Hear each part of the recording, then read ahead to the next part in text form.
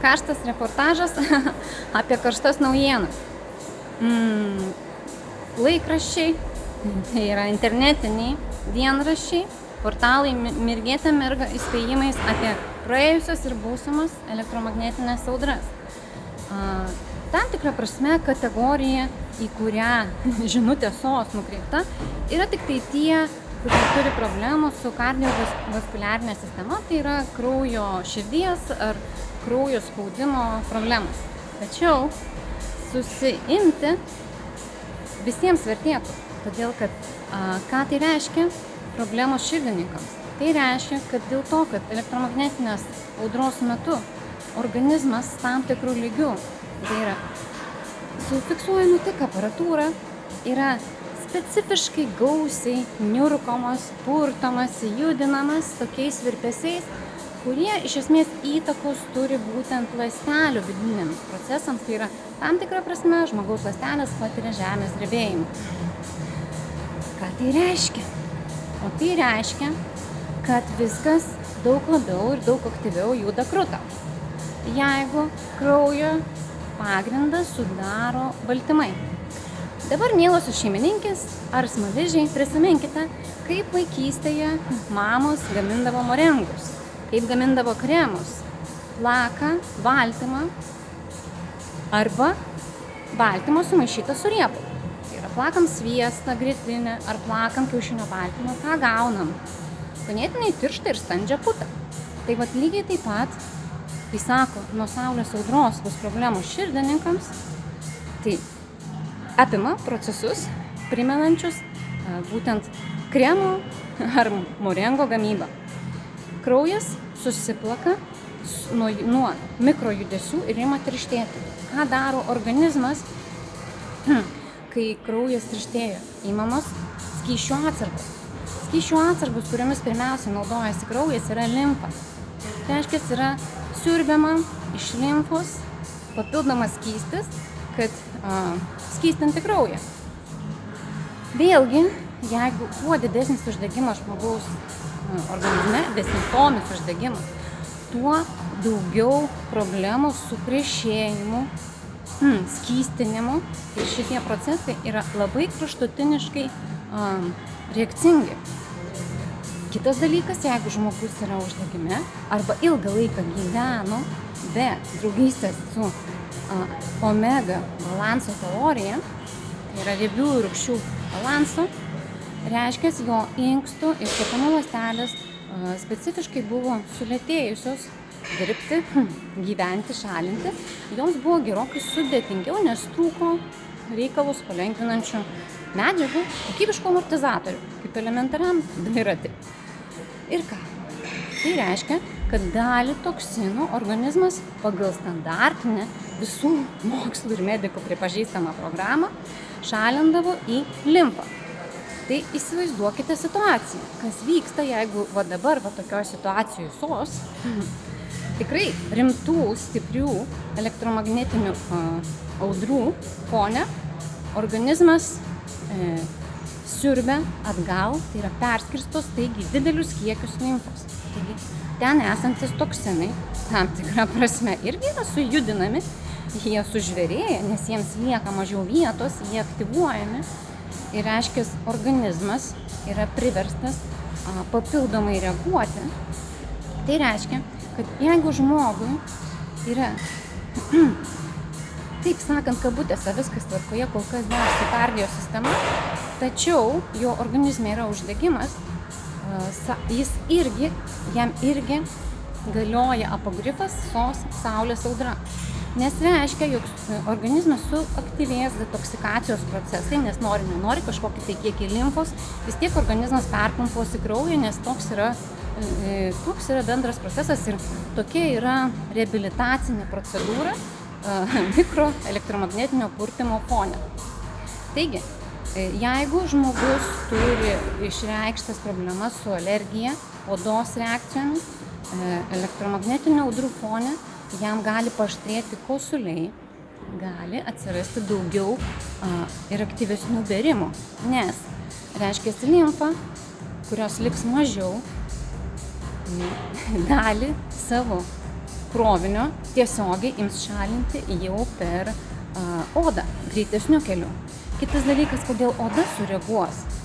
Odoje prasideda visų kūno hormonų gamyba, nes gaminasi pirmosios medžiagos kaip esminiai tešlos ingredientai susiję su cholesterolio gamyba ir tada atitinkamai iš cholesterolio įvairiausių skaidymų ir daugybinių reakcijų keliu gaminasi praktiškai visi kūno hormonai. Taigi, suaktyvinta gamyba. Pažiūrėkit, kaip sukasi šeimininkės laukiančios daug svečių virtuvėje. Taigi viskas juda, kruta, taškosi, krinta, dūžta. Lygiai tas pats ir odoje. Jeigu, kaip sakoma, viskas suaktyvinta, tai skubančios, krutančios ląstelės, stokojančios elastingumo dėl uždegimo pradeda trūkinėti. Tai yra plius minus ramybės, stabilios ramybės būsena. Jos gali išlaikyti vientisumą. Tačiau, kai ateina išbandymas ugnimi, jau trūkstant medžiagų, kurios atsakingos už elastingumą, už uždegimo stabdymą, trinties, karščio, ugnis, tai ugnikalniai ir atsiveria. Tai yra prasideda prasidėti elektromagnetinių audrų fone, kuo rimčiausiai ir kuo logiškiausiai gali ir odos sausėjimo problemos, egzemos, žvynelinės ar paūmėti plaučių problemos su plaučiais. Nes, ką tai reiškia, plaučiai irgi yra labai svarbus šalinimo organas. Ir jeigu limfos sumažėja ir iš limfos tuo pat metu siekiama šalinti ten perlaidotus toksinus, dalis jų yra nešama į plaučius. Reiškia, plaučius drėkinantis skystis automatiškai nuo didesnio krūvio atnešto šalinti stambesnių dalelių kiekio, jis pradeda tirštėti ir iškvėpti bendrą mikromasę su tam tikrom atgyvenusiom atplaišom organėlėm yra sudėtingiau. Tada visa tai yra iškvėpiama spazminiu būdu. O kas tai yra spazmas? Kosulys. Taigi, daug įvairiausių mechanizmų, kurie perkeltinio priežastinio dėsningumo keliu yra susiję su tuo, kas vyksta išoriškai ir apie ką dabar įspėja, kalbėdami, jog artinasi dar Liepos mėnesį, artinasi dar viena stipri elektromagnetinė audra. Taigi, galima panikuoti, galima nusispjauti, bet galima viską daryti kartu. Tai yra išmintingai įsivertinti rizikas, tam tikrą prasme nusispjauti į panikavimą ir išsimatavus einamą uždegiminį rodiklį, pasižiūrėti, ar tu turi visų tų reikiamų elementų, tą pagrindinę bazę, kurios pagalba organizmas pasisukioja varžtelius ir pasireguliuoja savo vidinį mikroklimatą, atsižvelgiant į tai, kad Saulė sugalvojo iškelti labai didelį grand vakarėlį. Ar padės tokių situacijų staigus skysčių tiekimas į vidinės sistemas? Ir taip ir ne.